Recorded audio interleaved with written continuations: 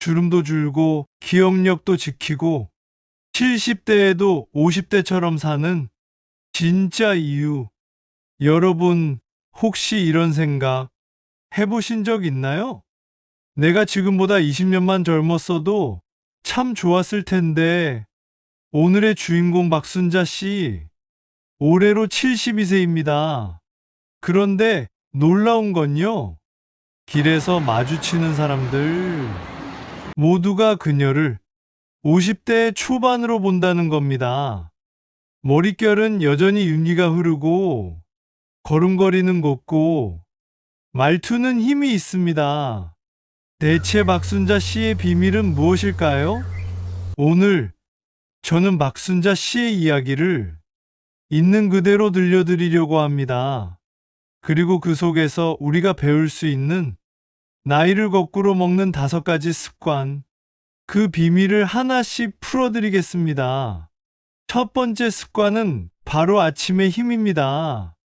순자 씨는요, 새벽 6시, 알람이 울리기도 전에 눈을 뜹니다. 창문을 열면 아직 차가운 아침 공기가 방 안으로 스며듭니다. 그 순간 깊게 숨을 들이마십니다. 그리고 아주 간단하지만 중요한 동작을 합니다. 바로 스트레칭이죠. 목을 부드럽게 돌리고 어깨를 천천히 늘리고 허리를 좌우로 비틀어 줍니다. 이거 별거 아닌데? 하실 수도 있어요. 하지만 이렇게 하루를 시작하면요, 몸속의 혈액이 움직이기 시작합니다. 순자 씨는 이 루틴을 30년 동안 단 하루도 빼먹지 않았다고 합니다. 운동이라 해서 꼭 헬스장에 가야 할까요? 아니요. 순자 씨는 동네 뒷산을 천천히, 그러나 꾸준히 걷습니다. 그때마다 숨이 조금 차오를 때까지 걸음을 유지합니다. 그게 혈관과 심장을 깨우는 신호가 되죠. 두 번째 습관은 머리를 게을리하지 않는 것입니다. 많은 사람들이 나이가 들면 이제 뭐하러 배우나 하면서 뇌를 쓰는 걸 멈춥니다. 그런데 순자 씨는 정반대였어요. 그녀는 68세 때 영어 회화를 배우기 시작했습니다. 처음에는 이 나이에 무슨 영어야 하던 가족들도 지금은 순자 씨가 외국인 관광객과 자연스럽게 대화하는 모습을 보고 감탄합니다. 여러분, 기억력은 쓰면 쓸수록 좋아집니다. 순자 씨는 매일 아침 신문 사설을 큰 소리로 읽습니다. 그리고 그 내용을 한 줄로 요약해서 노트에 씁니다.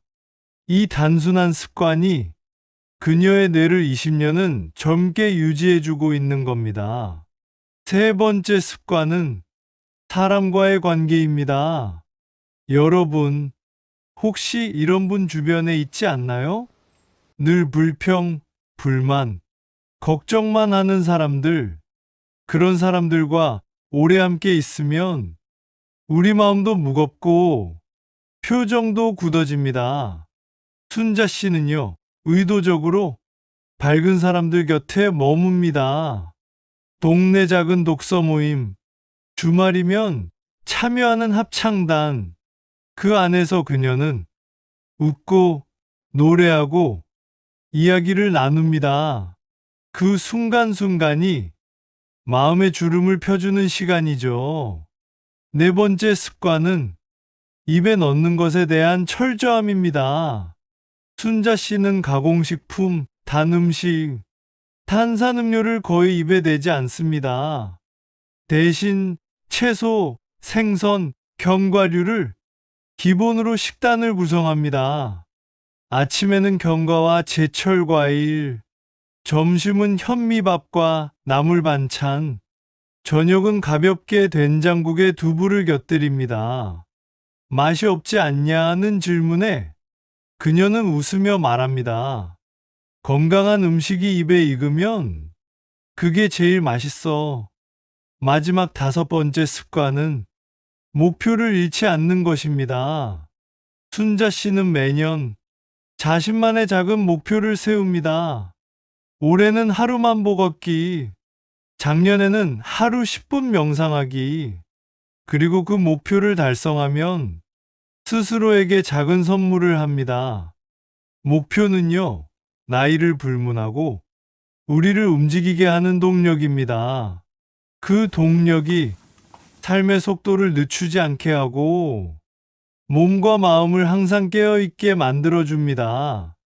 순자 씨의 아침 루틴은 비가 오나 눈이 오나 멈추지 않습니다. 겨울 새벽 영하 5도의 날씨에도 모자를 깊게 눌러 쓰고 목도리를 두른 채 집 앞 골목을 걷습니다. 처음에는 동네 사람들이 아이고, 나이에 무슨 새벽 운동이냐고 했지만 지금은 오히려 순자 씨를 따라 나서는 이웃이 3명이나 생겼습니다. 그녀는 말합니다. 몸을 깨우는 건 약이 아니라 습관이야. 영어 공부를 시작한 순자 씨는 이제 스마트폰으로 외국 뉴스까지 본다고 합니다. 모르는 단어가 나오면 바로 검색하고 메모합니다. 그녀의 핸드폰 메모장은 마치 사전처럼 빼곡합니다. 그리고 그 단어들을 매주 손주들에게 퀴즈로 내며 대화의 소재로 씁니다. 이 과정이 단순한 공부를 넘어서 가족과의 유대까지 강화시킨 거죠. 독서 모임에서 한 번은 누군가 힘든 가정사를 털어놓았습니다. 그 순간 모임 분위기가 조금 무거워졌죠. 그런데 순자 씨는 그 사람의 이야기를 조용히 끝까지 듣고 따뜻하게 손을 잡아주었습니다. 그리고 말했습니다. 우리 모두 마음에 주름이 있어. 하지만 서로 다림질해 줄 수 있잖아. 그 말에 모임에 있던 사람들 눈시울이 붉어졌습니다. 순자 씨는 주 1회 재래시장에 갑니다. 대형마트보다 시장 상인들과 나누는 짧은 대화가 좋기 때문이죠. 사장님, 오늘 고등어 좋아요? 아이고 순자 씨, 오늘 건 살도 통통해요. 그렇게 고른 식재료는 집에서 최대한 간단하고 깔끔하게 조리합니다. 양념은 줄이고 재료 본연의 맛을 살립니다. 이 식습관이 그녀의 혈압, 혈당, 체중을 모두 안정적으로 유지하게 했습니다. 순자 씨는 목표를 달성하면 작은 여행을 갑니다. 작년에는 강릉 바닷가로 혼자 떠났습니다. 모래사장을 걷다가 바다 냄새를 맡으며 혼잣말을 했습니다. 그래, 아직 나 할 수 있네. 그 순간 나이가 숫자일 뿐이라는 걸 다시 느꼈다고 합니다. 순자 씨의 삶은 자신만 변하게 한 게 아니었습니다. 같이 운동하는 친구는 체중이 8kg 줄었고, 독서 모임 친구는 우울증 약을 줄였습니다. 손주들은 할머니처럼 나이 들고 싶다고 말합니다. 여러분, 오늘 이야기 어떻게 들으셨나요? 혹시 여러분의 하루에도 순자 씨의 습관과 비슷한 게 있었나요? 아니면 이제부터라도 시작해보고 싶은 습관이 생겼나요? 나이는 우리가 생각하는 것보다 훨씬 덜 중요합니다. 중요한 건 오늘 내가 어떤 선택을 하는가입니다. 그러니 오늘 영상이 도움이 되셨다면 좋아요와 구독 꼭 부탁드릴게요. 그리고 댓글로 여러분이 실천하고 있는 젊음의 비밀을 나눠주세요. 그게 누군가의 내일을 바꿀 수도 있으니까요.